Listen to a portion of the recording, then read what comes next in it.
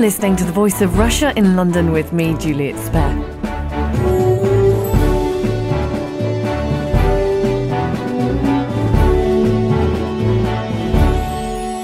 Just when you thought flexible working conditions were becoming more widespread amongst companies, the CEO of one of the world's leading internet companies has banned employees from working from home. Yahoo's Marissa Mayer wants workers in the office. A memo sent from the HR department said, "Speed and quality are often sacrificed when we work from home. We need to be one Yahoo, and that starts by being physically together." A recent survey has revealed that 60% of British companies offered some kind of remote working in 2011. 5 years before that, that figure was just 13%.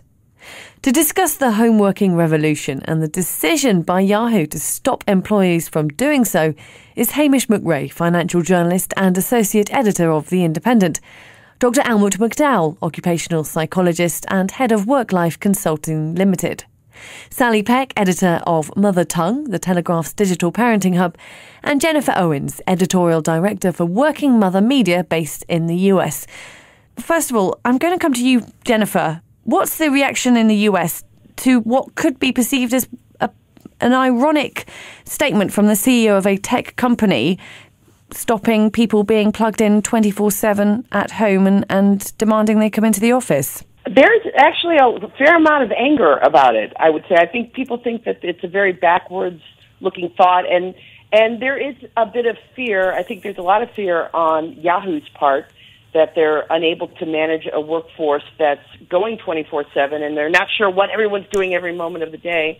But then you also have fear from generally the workforce, fueled a lot by working moms, but by many people talking about how the flexible workforce, they don't like to see something that looks like it's going backwards. Sally, you're the editor of Mother Tongue and you communicate with mothers on a forum online. What's the reaction been to this? I think a lot of mothers in Britain have also been upset about this. They want to be able to work from home. But my position is that working from home when you're also looking after children is almost impossible.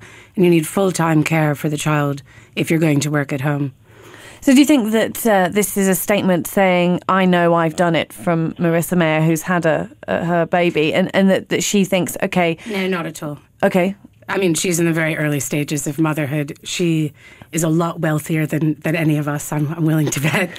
She's an extraordinary person, and to hold her up as a model of what motherhood should be is just ridiculous. She's made a business decision. She thinks her workers aren't working well enough from home, so she wants to have them in the office. And I think to see her as a model for motherhood is wrong. You mentioned that yourself, you believe that working from home with a child is not possible. Unless you have a full-time carer for the child. In which case that means that you may as well be in the office. Yes, although it cuts down on commuting times and it cuts down on office expenses for the business, so...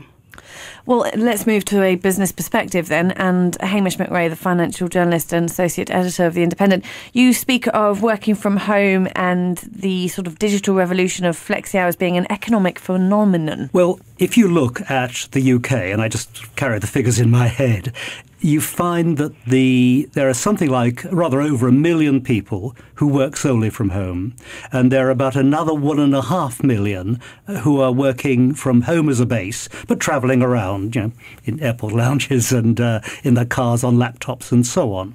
So that's 3.5 million people. That's 12% of the workforce, and it's going up by about 100,000, 150,000 every year.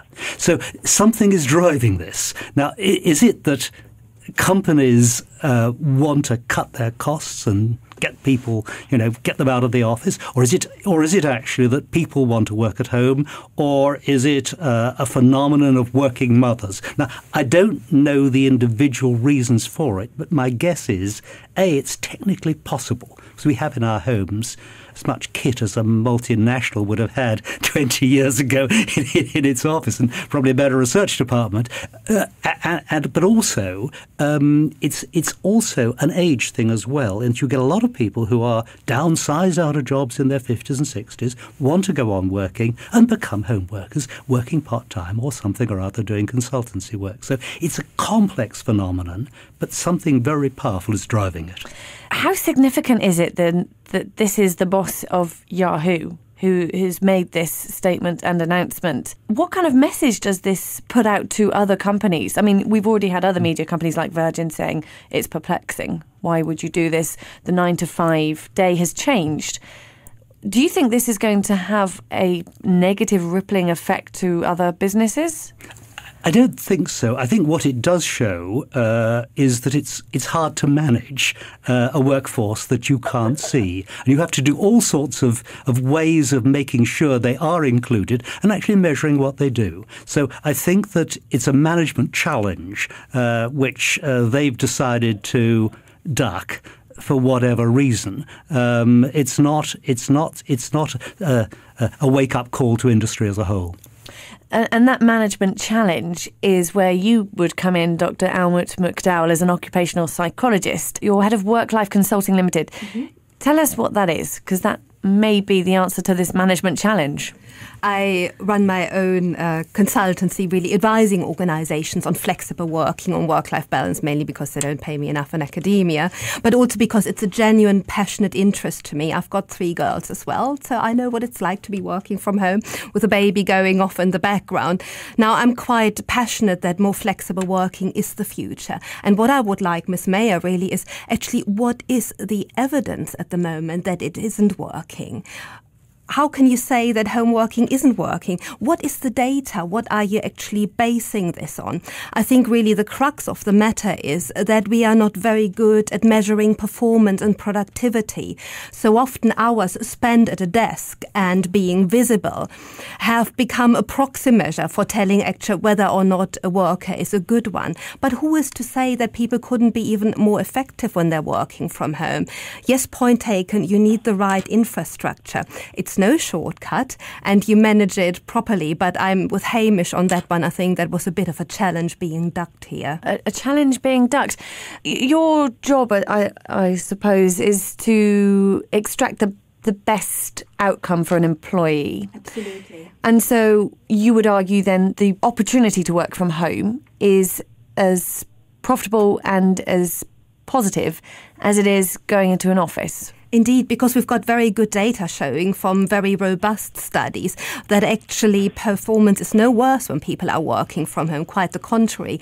It can actually be better. What research has shown over the years, though, is there are certain conditions when any worker is working better and more effectively. And 2 of these conditions really are to give people control over their working environment and to give them choice. And I would quite like to know actually what kind of effect it would be having on people's morale in Yahoo to have had one of those choices taken away from them. I could see that from a worker's perspective who's been working from home, has been working effectively, has got a good infrastructure in place. And now you're being told, actually, tomorrow you have to be in the office again. That's not going to do wonders for how you feel inside yourself. And actually, we've got decades of research to show that a happy worker is a better worker.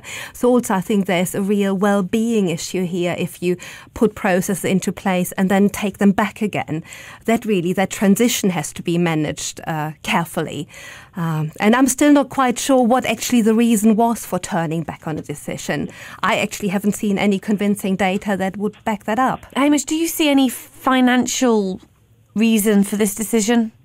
I think that Albert's point is exactly right, that but you have to measure work very carefully. And there may be something happening in Yahoo that people were sloping off and they weren't measuring their work properly or something.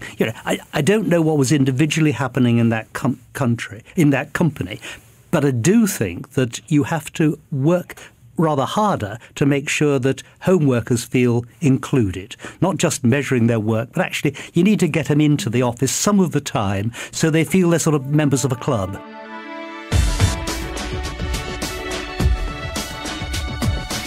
You're listening to The Voice of Russia in London with me, Juliet Spare, and we're talking about the choice to work from home after the head of a huge internet company announced it will ban employees working at home from June. Are companies keeping up with the changing working patterns that have stemmed from globalisation? To discuss this, I'm joined by Hamish McRae, financial journalist and associate editor of The Independent, Jennifer Owens, who's the editorial director for Working Mother Media in the US, Dr. Almuth McDowall, an occupational psychologist, head of WorkLife Consulting Limited, and an academic at the University of Surrey. And Sally Peck, editor and writer of Mother Tongue, the Telegraph's digital parenting hub. There's a study that was mentioned in the New York Times last weekend done by Stanford University and Beijing University, which I'm sure you've read about, but which suggested that, as you say, working from home improves worker morale, which makes them happier. They have a better job satisfaction. But interestingly, and it was only with call centre workers, it's not a perfect study, call centre workers in China, but apparently those working from home did not get promoted nearly as much as those who had time in the office. And I think it goes back to what you were saying, Hamish, which is that it's an evolution. We're not quite there yet. We don't know how to manage home workers. And particularly in the context of working mothers, I think if I'm not putting time in the office, I know people are going to forget about me, and I won't get the best assignments. I won't get the best stories at the newspaper. And that's very important. And I think, so I think for me, that's part of the evidence that working from home isn't the right solution for mothers. There seems to be that this digital revolution has gone at such a pace. We have at home what tech companies would have 20 years ago. Therefore, has the evolution of home working, like you say, Sally, hasn't kept up. Where does it go? What's next? Maybe you've got an idea, Jennifer. Well, we do the Working Mother 100 Best Companies, which is based on an application that is about 550 questions right now. So we judge companies on childcare and advancement of women, and flexibility is a huge part of it. And flexibility is a continuum for us. There's flex time, where you can change your start or end date of your day. There's working from home, which can be, we actually split that up into remote work, hoteling, which is you're never in the office. Maybe you're a consultant, you're jumping into different companies all the time. There's also just telecommuting, which is, I telecommute 1 day a week. So I consider myself working from home, but I'm in the office 4 days a week, which is a part of the continuum of working from home. We also talk about compressed work days, where you work a full week into a smaller amount of time. We also talk about job sharing and temporary part-time work, and even career flexibility, where at certain points of your life, maybe you have a new baby, or maybe you're looking to retire and you want to kind of step off the leadership track for a moment, or you want to come back without being stigmatized for somehow not being committed to your employer. So we're looking at all kinds of flexibility, and it is a continuum. It is difficult to do, but we have 100 companies that do it, and they're very successful when they do. And is this sort of all these different words of different working and this flexibility, this is the sort of phenomena you were talking about, Hamish, in that it increases by, 120,000 people a year? Something like that in the UK, and that's out of a workforce of whatever it's 30 million. So, it's clicking up steadily.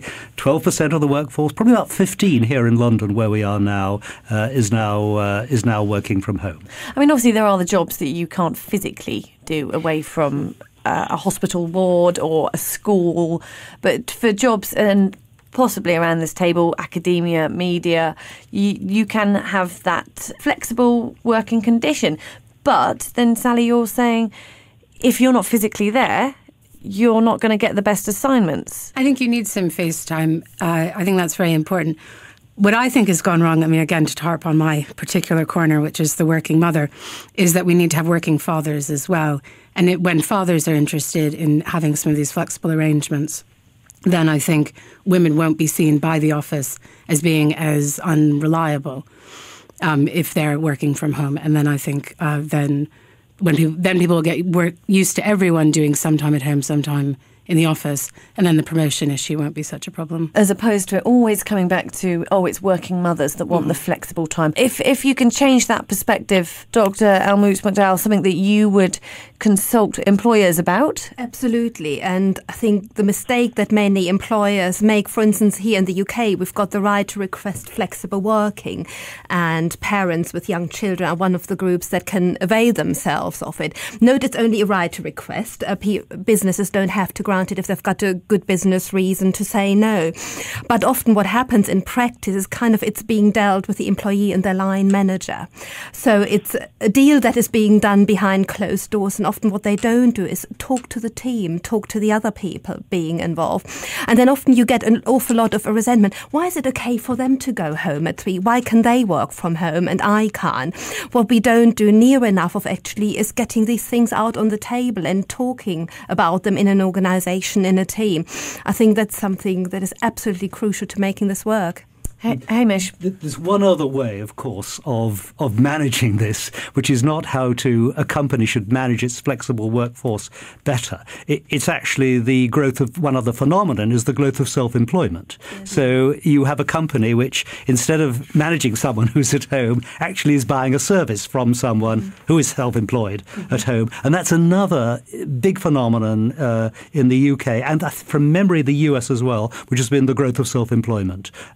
Now, this may be people who get fired and can't find jobs for themselves, so they do something at home. But I think it's actually also a choice of some people who feel they'd like to escape from working for a big company. Maybe they're older, don't need the security that they would have. And so the natural thing to do is to start up their own business, and you naturally start that up from home because it's save you the cost of an office. I'd like to know the figures on how many people have registered self-employed in the UK since 2008, whether that is a greater increase than, say, between the period 2004 and 2008 as a knee-jerk reaction to the economic climate, or is it another tax reason? People set up themselves self-employed so they are capped at a certain tax rate. That's the financial questions there, Hamish. The answer is we don't know. It'd be lovely to know.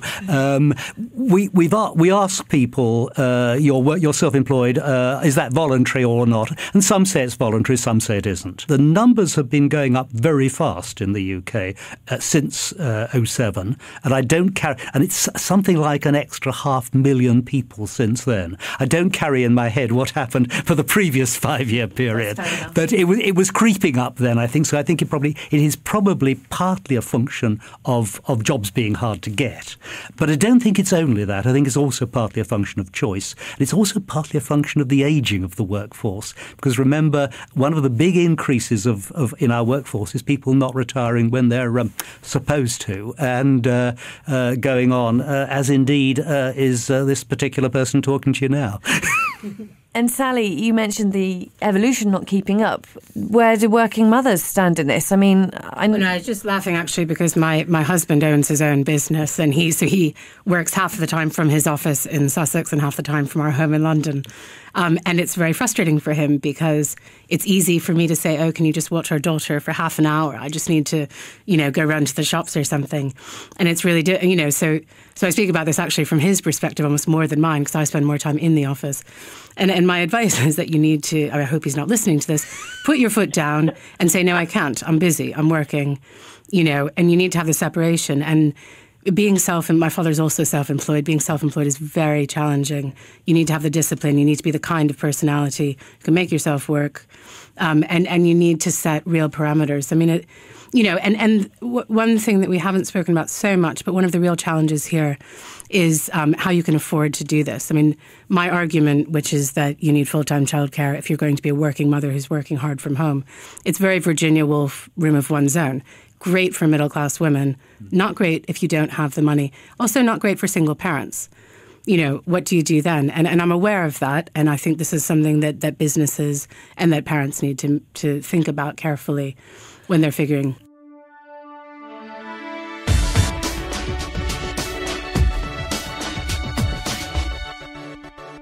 You're listening to The Voice of Russia in London with me, Juliet Spare.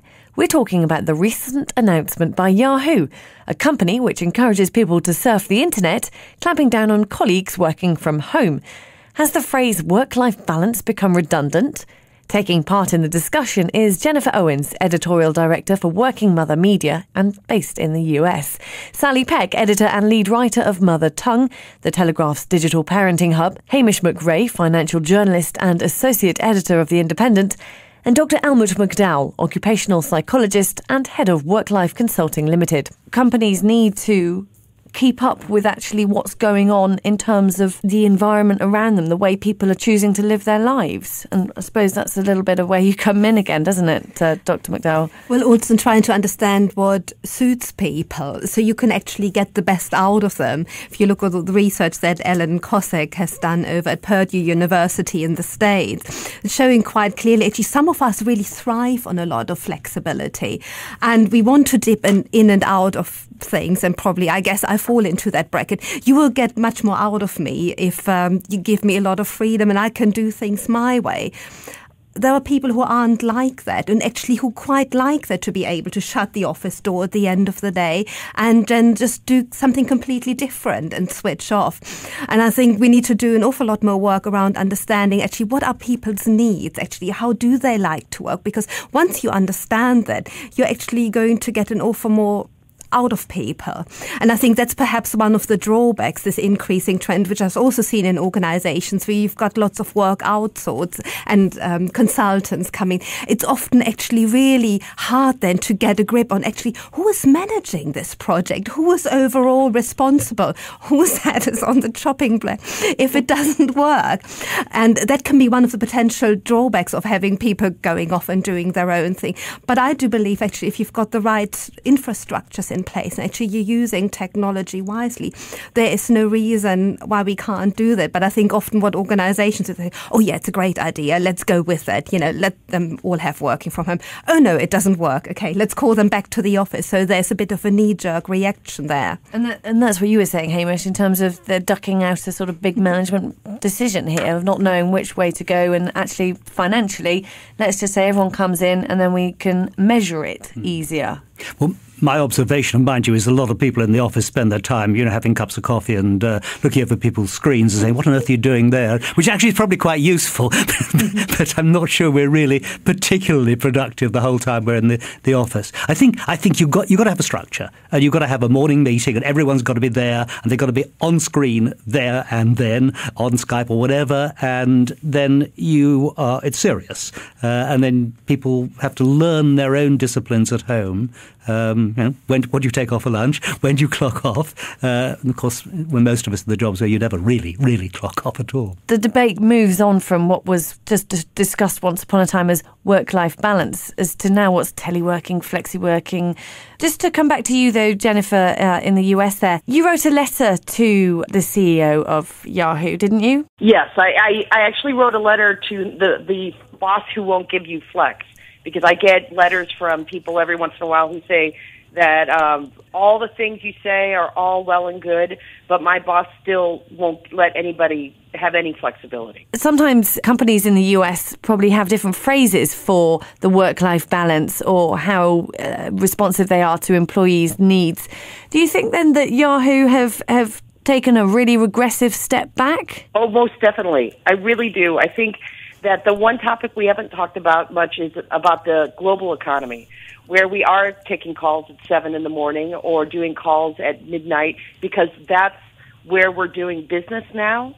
So, yes, it seems like in this discussion we're talking about our employers giving us flexibility, but I think increasingly, I know in my world, my job could never be 9 to 5 anymore.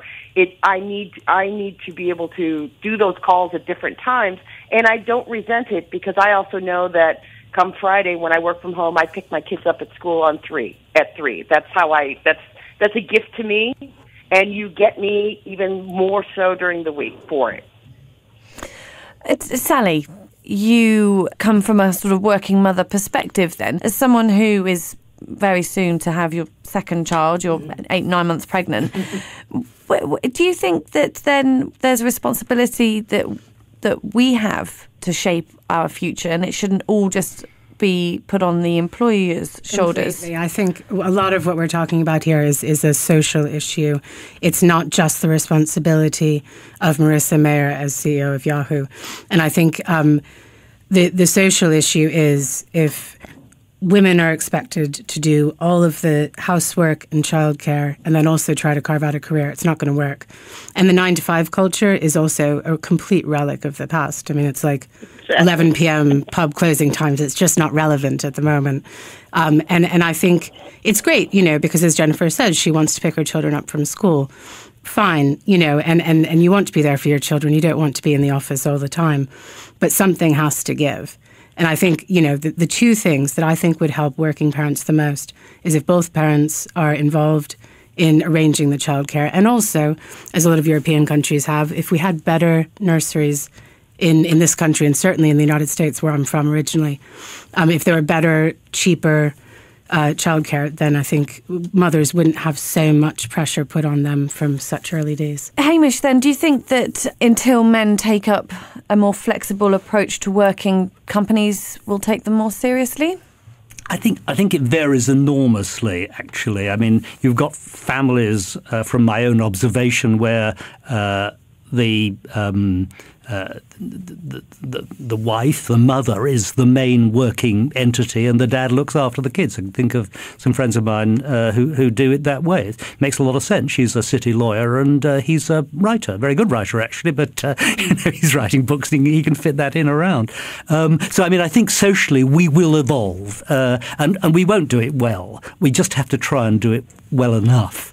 But I think managing people who you can't see is not just a phenomenon of managing home workers. This goes back to the great globalization point. It's also managing people in Bangalore or wherever. And I think that the difficult thing for companies to do will be to focus on the core that has to be done by a group of people. So Almuth's point, who's in charge. But also you actually have to create a structure so people 1,000 miles away still feel part of the team. And I guess that's going to be another long learning process for managers. You're nodding in agreement there, Almuth. Yeah, I think what we mustn't do is confuse control and management, because I'm quite convinced that behind this decision in Yahoo also was a notion of actually I want to exert control over my workers. I think what we need to be looking at really is managing our people, well, taking an evidence-based approach to this. Who knows where actually in what context home working does work, where it doesn't, where is the data, and taking a participative approach where you actually involve your employees as well, because what doesn't work so well is just telling people and giving a decision and saying, actually, there you have it, okay? Now you have to make it work for yourself.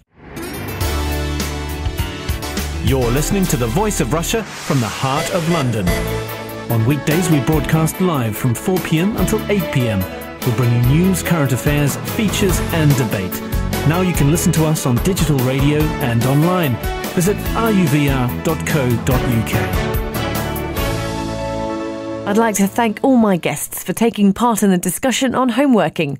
Jennifer Owens, Editorial Director for Working Mother Media in the US, Dr. Almuth McDowall, Occupational Psychologist and Academic at the University of Surrey, Sally Peck, Editor and Lead Writer of Mother Tongue, the Telegraph's Digital Parenting Hub, and Hamish McRae, Financial Journalist and Associate Editor of The Independent. That was today's studio discussion, presented here on The Voice of Russia in London by Juliet Spare. Stay tuned for our main news bulletin, followed by our regular current affairs programme, presented today by Daniel Sinner.